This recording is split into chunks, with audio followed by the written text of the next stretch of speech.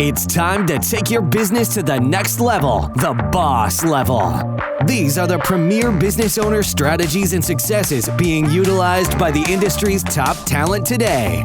Rock your business like a boss, a VO boss. Now let's welcome your host, Ann Ganguza. Hey everyone. Welcome to the VO Boss Podcast and the Boss Superpower Series. I'm your host, Ann Ganguza, and I'm here with my very special guest boss co-host, La Lapidez. Hey, La. Ooh, hey, Annie. How are you? I am doing amazing. How about yourself? Wonderful. Happy New Year. Happy New Year to you, too. This is our first podcast since New Year's. That's right. Right? You know, I'm starting off the new year with some new students, and I have come across this before, and I want to ask you if this has happened to you. There are some students, if they're just starting out, and I know we've spoken about this before, sometimes you don't know what you don't know, and sometimes it's hard for you to hear what you sound like. And there are many students who come to me thinking that they don't need coaching and that they're fine. They just need to be able to create a demo and they sound fine and people tell them that they have the best voice. And so I like to call them voiceover virtuosos. And I was just wondering if you've come across that as well, where you've had maybe talent that seem to think that they don't need coaching or that they're better than maybe they are. And I don't mean to be so bold to say that, but I'm not quite sure how else to explain it. And this is a really tough, kind of non-PC conversation because we want to be kind and have some etiquette. Absolutely. And be courteous. We're not here to rip people apart and make them feel bad about themselves. That's counterproductive to who we are and what we're here for, right? Right. And actually, La, I remember when I first started, I did not have an ear. And I would think to myself, I think I'm delivering what I'm supposed to be delivering. It sounds like what I hear out there in the other commercials. And so I don't hear where my coach is coming from. I don't understand their direction. I don't see what I'm doing wrong. So I don't think I'm doing anything wrong. And so I understand it from that perspective because as a talent, I felt that way a little bit myself. And I think it could be a combination of all sorts of things, whether it's lack of resources, whether it's pure laziness, whether it's not having the ear, or it could even be that I don't know what I don't know. I don't know what I don't know. Like, I don't know what I'm missing because I haven't done it yet. I haven't done the training, right? Yeah, and I don't know what it's supposed to sound like. And so how do I know if it's incorrect? And sometimes it ends up being where you're like, I don't understand what my coach is saying. And then sometimes you'll question the coach even. I've actually had some people question the coach. It's so interesting. It's such an interesting phenomenon. It is an interesting phenomenon. And it happens at all levels, too, that I observe. I had a coaching session for a client, a brand new client on Saturday, and a working actor, a working voice actor, clearly booking and booking a good ratio overall, was frustrated she wasn't getting the natural read and getting commercial bookings. Long story short, she's a pro. She's working. She's great. After we did that hour, she confessed. She said, I have to be honest, La, my mind is a little blown because I didn't even think of any of this stuff. I didn't work on it. I said, well, that's our reality. That's why we're always in professional development. Because there's new ideas, new techniques, new ways of thinking about things that bring out something in you that you simply can't do on your own. You're not able to do it on your own, right? Well, I think when it comes down to it, you are providing a service to someone and you need to be able to be directed to the sound that they would like to have, right? There are lots of performances out there that are simply directed to how the person that's directing hears it in their head. Now, does that mean that it is, I don't know, that natural conversational read that everybody asks for in the specs? Because that just seems what everybody asks for.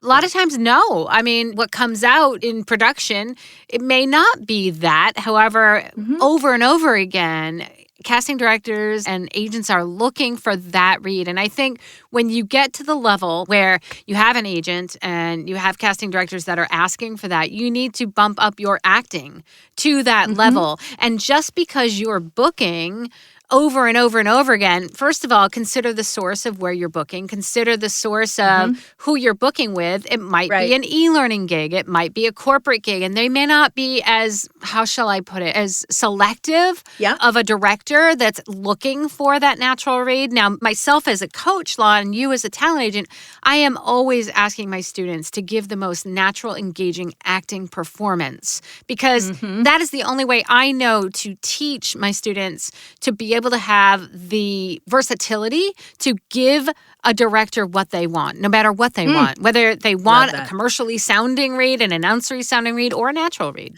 And there's, you can't skip over the fact that there's a fun factor. There's a performative fun factor that when you're working with a director or a coach or an outside party who's giving you suggestion, giving you food for thought, pulling things out of you, there should be, keyword should, there should be this excitement, this energy, this verve about doing that and making discoveries and having that audience with you. And I think if you miss out on that, if you say, I don't need any of that, I'm going to skip over as much training as I can, I'm going to save money, I think you're really skipping over a pivotal part of what makes us that when we're in the booth alone and when we're doing our own self-tape or whatever we're doing, we can call upon those experiences. It's like a sense memory thing. I can remember what my coach said to me. I can remember how I was directed. And then I hear their voice. Like as an actor, I literally hear their voice and I can go with that. If I miss all of that, then I almost have to put a lot of stress on myself to create that, to inspire the creation. You know what I mean? I think there's a lot to be said for really knowing the director or understanding the director that you're working with, too, in terms of there's a lot of things that come into play here. Where is this going to air? Is it local versus regional versus national? Is it going to be an internal website? And so understanding and being able to supply the read that the director is looking for is so very important. And I think that the more you develop your acting skills, the better you can understand that and be able to give that director what they're looking for and also understand. Like, for example, I was just discussing with you earlier that I had a local political spot, right? And of course, they ended up putting a ton of verbiage into a 30-second spot, which is almost impossible at the speed I was going to sound natural and engaging and conversational because I needed to step up the pace. I kind of knew that. I knew, okay, here's a local spot. I'm going to have to step up the pace a little bit. I'm not going to be able to give this person a natural read. They weren't asking for it either, though. And so they really just wanted certain words that were inflected properly. And just having the experience and understanding what they were looking for, I was able to provide it almost, I'm going to say not immediately because there really were too many words for the script. So we did have to cut out a couple of words. But once that happened, I mean, I had a good idea in the beginning of what they were looking for. And I think as you get more experienced in this field and you start working with different directors, you'll understand, you'll be able to kind of read a director and figure out what it is that they're looking for and then be able to adjust your performance appropriately. But you need to have those acting skills in order to be able to adjust your performance. That really is what makes you the pro that you are, because it's not only about the talent and the delivery, it's also about the timing, how quickly you work, are you focused? Like all the bad habits that we have as people in the world, we have to train ourselves out of, and we need help doing that because sometimes we're just not aware of them, that I'm constantly looking at my cell phone to check messages, or I'm fixing my whatever, or I'm not listening, or I'm not acutely taking notes on what I'm hearing. And so that's really important too, to practice that taking direction.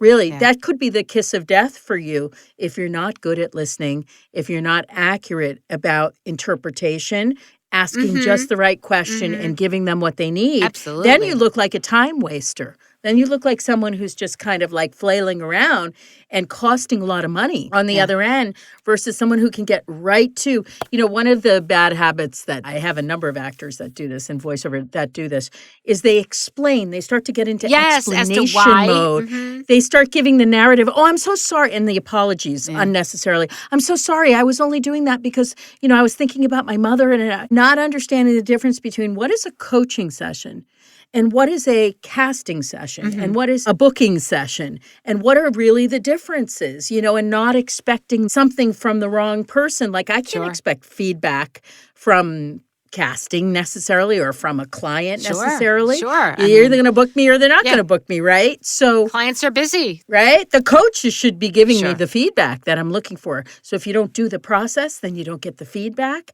Then you literally are in the dark. What you're giving, right? What you're giving out. It's also hard too. And again, we're not trying to shame anybody or make people feel bad. It's just simply when you are first starting out, and you're questioning, but here I feel like I sound better than that commercial. I sound better than that person. Again, developing an ear, and I think there's a whole scientific process to it as well, is what you hear in your head and what you hear in your headphones, if you have your headphones on and you're delivering something or you're recording something, is very different than what somebody else is hearing on the other side of the glass, I should say. Across the pond. Across the pond. On the other side of the glass, because on the other side of the glass, they have their own ideas as to what they are looking for that sound to be like. Right. And you always want to assume that if they've given you casting specs where they want it to sound natural, like you're talking to your friend. Right. There's so many things to take into consideration. And first of all, I'm going to say there are some clues.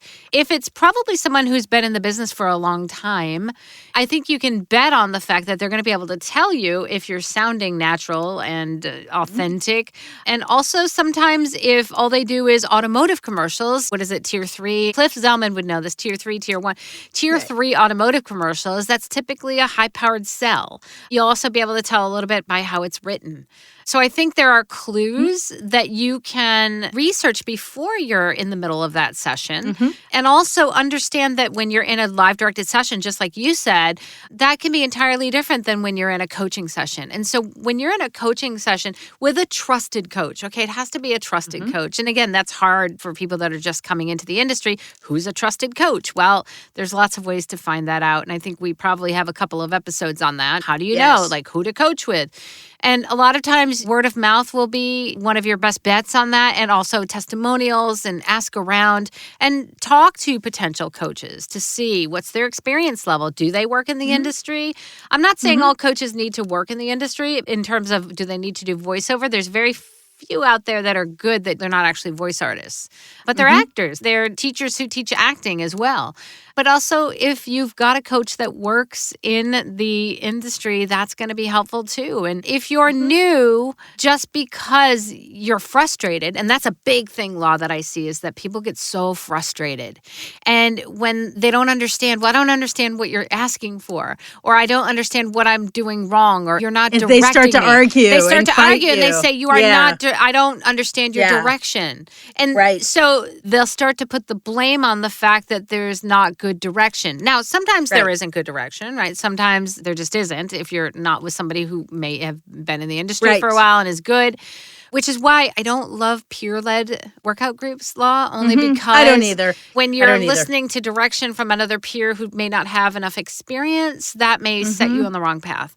In a way, though, Annie, isn't it good in the sense that you're going to get bad direction at times? Yes. You really are. Yes. Like, we can't assume that, they're professional, they're a company, they're going to give us great direction. Yeah. Sometimes you're being directed by Jim in Cubicle C, who knows nothing. Absolutely. And so it's kind of an interesting improv exercise to learn how to say yes and learn how to say, oh, that's interesting. Okay, let me try that.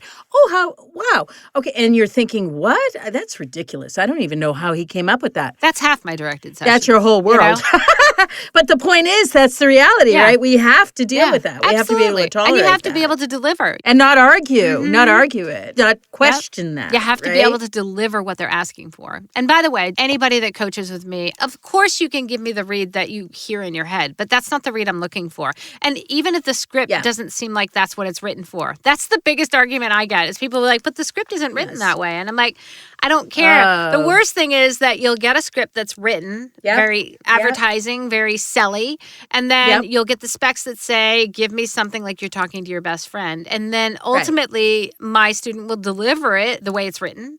and very advertising and very announcery. And I'll be like, but that's not what I asked you for.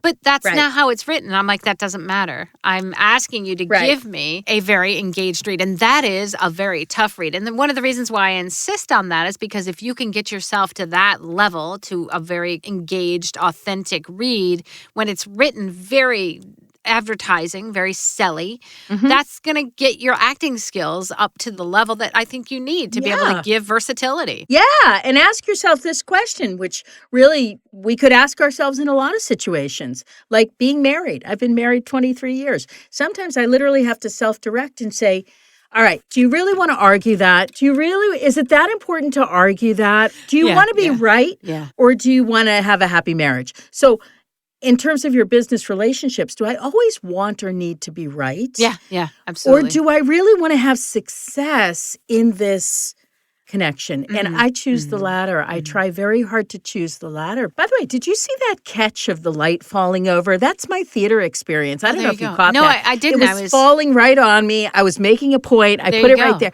That's kind of like the metaphor of life. You always have things falling on you, right? But it's just kind of like, is it more important to have it perfect or is it more important to have it done? Just get it done. Yeah. Please the client, have that callback for the next job, right? It's not that important that I make the point that the script is wrong or the analysis absolutely. That's the last That's thing what I'm trying to say. Yeah. We never answered, though, Annie. We never answered that funny question at the top about how do we deal with all the talent that come in and they really kind of think they're ready for certain things they're not ready for. Well, and then there's always the difficult position if they think that they don't need additional coaching or additional sessions, then they think that you're trying to take advantage of them. Oh, of course, and make money. Yeah, That's right. to make money. That's right. And so, I mean, That's I guess you just have to know who you're working with. And there is a level of trust you have to have. And again, it's so hard for people that are just starting out in the industry. And we always emphasize to see if you click with your coach. Trust your gut instincts as well about your coach, I'm going to say. And I'm going to say that, if you don't know the industry and if you start questioning your coach, then it becomes is that a relationship that you want to continue? If you're at that level where you're questioning if what they're saying to you is correct. Exactly. And if all else fails, you have to do what we used to do in the theater when we'd go to see our friends in a really bad show, in a really bad performance. And they'd always come out backstage. They go, what did you think of it? Did you like it? Was I great? I worked hard. And you have to think diplomatically, what would you really say to them? And we would have a ball coming up with things like, that was interesting. You really challenged yourself.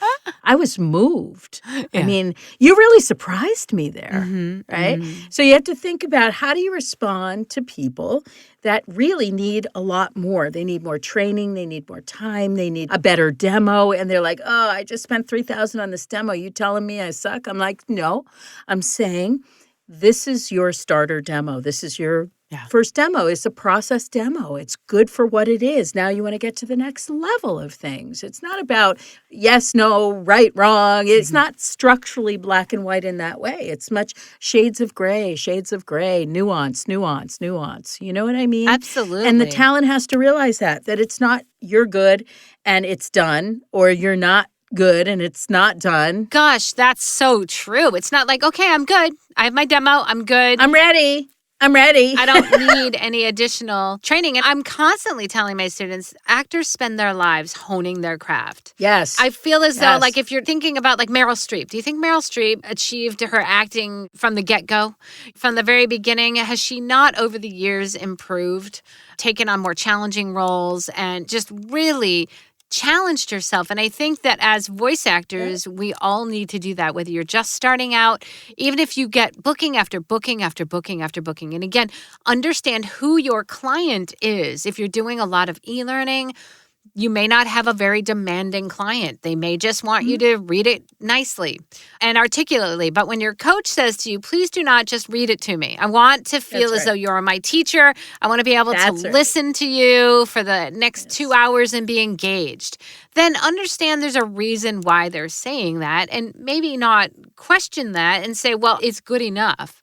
Right. Because I think to really get to the upper echelon, right, to make it and to be successful, it takes time. It does. And I think there should be a whole episode of like, how long does it take? I know I've done it before, but I feel like it bears repeating. Yeah, and there has to be. It can take more than a year. And honestly, it should take more than 5 or 6 sessions with a coach to be a good actor. Goodness gracious. No, it takes much longer than that. Absolutely. Absolutely. And just know that there has to be an element, or there should be an element of humility and being humble and having some modesty about your work. I always have a red flag if I work with people that they're very egocentric and they're all that. They're great. You should recognize that. I feel like the best actors, talent, colleagues I know are people that have value. They recognize their confidence level, their self-esteem, but there's a lot more to learn. There's always They're always so to humble, I think. discover. There isn't that sense of like, you're talking to me. You know who you're talking to? I'm a pro. I always have a red flag about that because I feel like they've stopped their process. They stopped their learning. They've stopped their growth. They stopped their learning. Yeah, they stopped their growth. And they're going to challenge you. They're going to question you. They're going to argue with you. They're going to take it up with you if you don't agree with their mindset. And so I think they're going to be harder to direct, harder to work with. Yeah. Yes. So I think it all goes hand in hand. It's like be kinder, be more open and modest, be a little bit, and I'm not saying being insecure about who you are in your work. I'm saying have security, have confidence, have joy about who you are and what you're doing, but also leave a lot of space for growth and development and discovery. You have to have humility in order to do that. You can't think you've done it all and know it all and are ready for everything. None of us are ready for everything. Yeah, agreed. And also when you are challenged from your coach, right, and there's something that you're not agreeing with, try to keep an open mind. I think that's the one thing that we can ask of you as an actor. Try to keep an open mind about what they're saying. So try not to take it so personally, number one. Like when somebody is telling you that this is not, I don't think a coach will say, oh, that was horrible. But there are some that might say, oh, God, no. Let's try that again. And it might be really fighting with your confidence level. So really just try to, when you're being challenged by your coach, try to keep an open mind. Try to not take it personally. And I know it's so difficult to do that because to me, it's like, oh my God, like you're telling me I'm not good. And that's the first thing that comes into my head. I'm like, oh my God, I'm not good. And so then that just ruins the next read. It's a catapult. And don't explain. Yeah, don't narrate, don't explain, don't justify, don't do any of those things because it's not a blame game. Right. It's a time to give more information and more detail. Yeah. And then on our side, we promise, Annie and I promise, not to say things like, don't quit your day job. Yeah. Exactly. Unless it's a joke, unless it's a complete joke and that you're aware of it. Course. But yeah, I basically don't say that. But I am tough. I don't want to waste my students' time and I don't want to waste my time. And so if a read is not going the way that I like it, I will say, nope, I'm going to stop you right there. And let's pick it up again. I'm not going to have you go through an entire read and then I'll say no. Because first of all, I think that for a lot of the work I do, it's long reads anyways. It's long format. Right. And so it's better if I stop at the point where I can make a teaching moment and the student can learn from it at that particular time. But sometimes people will get discouraged by that. And it's such a tough thing. It really is. Because again, what we do is so personal. And if a coach is continually stopping you, nope, that's not it. Nope, that's not it. Okay, I don't believe you. I don't feel that. You're not connected. And that's what you can look for with your coach. Right. How does your coach respond to you, give you feedback, give you critique?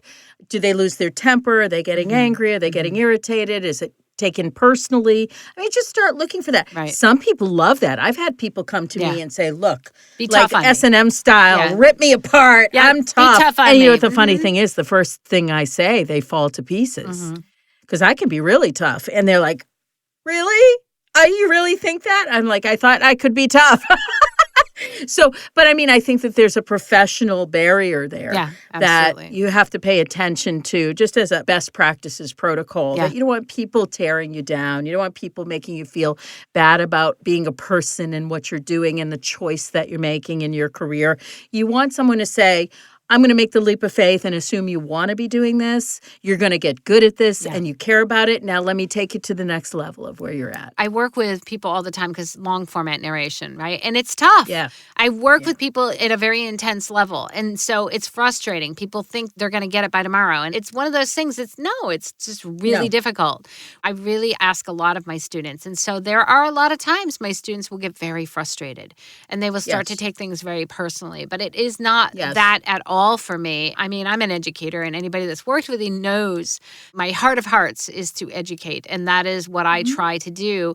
And even though it is very tough sometimes, then it becomes like not only am I educating on the acting part of it, but then there's the whole mentality part of it where you've got the added, oh gosh, now I'm hurt.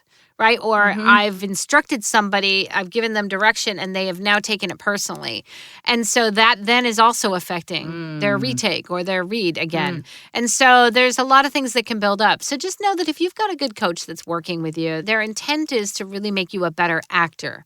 I think that's something that your gut intuition can really tell you a lot about that. Yeah, and be honest with yourself. Like take a exactly. checkpoint and say, how much honesty am I willing to take? Yeah. Can I put on a little bit of armor and be able to take the truth? I've had a lot of people say, Law, just be truthful with me. I'd appreciate it. Yeah. You know, because they're spending money and they're spending time. And so truth does not mean like kick my butt. It does not mean like rip me to shreds. It means be truthful about what your perception is so that I can get better. Yeah, that's all it is. You know what I mean? Absolutely. So I love this. Great conversation. Yes, Law. Oh my goodness. Wonderful conversation. So bosses out there, we know you can do it, but I want you to just give yourself some grace. Listen to your gut and really find a trusted coach that you can work with and work through all of this because it's not something that's simple. And more than likely, if you haven't been doing this for a few years now, you may not be as good as you think you are. And I mean that in the nicest way possible. I mean that in the most teacher-centric way possible. So give it a shot, guys. All right. Yeah. Bosses, I want you to take a moment and imagine a world full of passionate, empowered, diverse individuals giving collectively and intentionally to create the world that they want to see. You can make a difference, and you can find out how at 100voiceswhocare.org. Also, big shout out to our sponsor, IPDTL. You too can connect and network like bosses. You guys have an amazing week, and we'll see you next week. See you next week. Bye. Join us next week for another edition of VO Boss with your host, Ann Ganguza. And take your business to the next level. Sign up for our mailing list at voboss.com and receive exclusive content, industry revolutionizing tips and strategies, and new ways to rock your business like a boss. Redistribution with permission, coast-to-coast connectivity via IPDTL.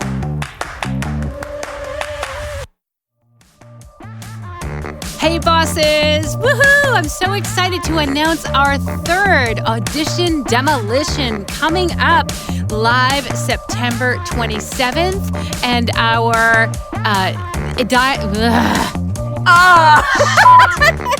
all right, damn it. Good morning, Piss me off. Piss me off. Good. I know. Audition deadline the 20th. Okay, September 27th. All right, that's my problem. I have it written here, but I just don't have it in front of my face, so...